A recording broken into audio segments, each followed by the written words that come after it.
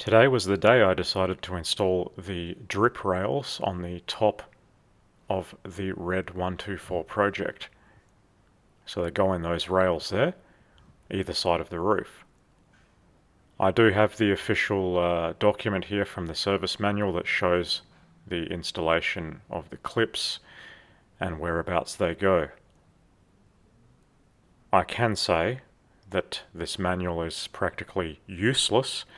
In particular, these dimensions are not even close to being accurate.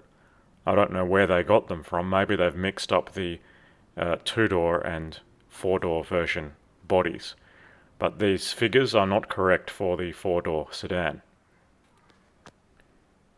I firstly measured out what they suggested were the correct measurements.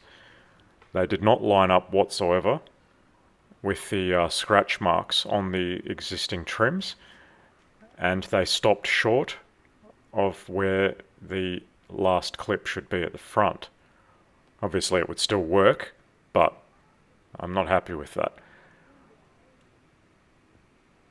So I don't know what the hell they were smoking when they wrote this manual.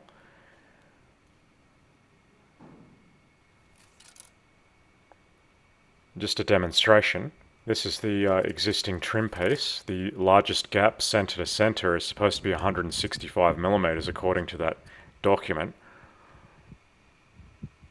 And just looking at this, you can tell that that is complete BS. That's around 195 millimeters. What's important here is that the rear and the front should be in the correct place. You can pretty much evenly space the rest in between.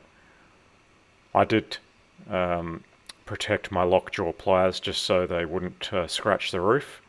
If you're very careful, you don't even need to do that. I didn't scratch anything. It was a miracle. So I measured the scratch marks on my original trims and transferred those measurements onto the roof. These are the asterisks. And the front one, I think I moved it a little bit forward because of a measurement error.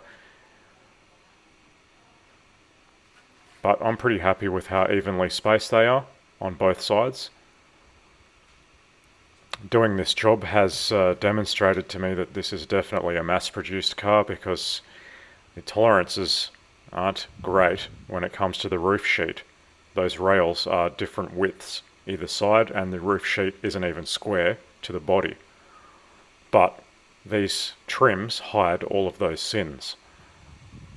So this is the protection I did at the front. You slot the front in first. Although the front doesn't get locked in first, you actually lock the rear in first. And I protected a rubber mallet with an old pair of underpants that is perfect for the job, and then tapped the rails in all of those clips, starting at the back. And I did that on both sides. And for a first attempt, I did a damn good job. It's absolutely perfect.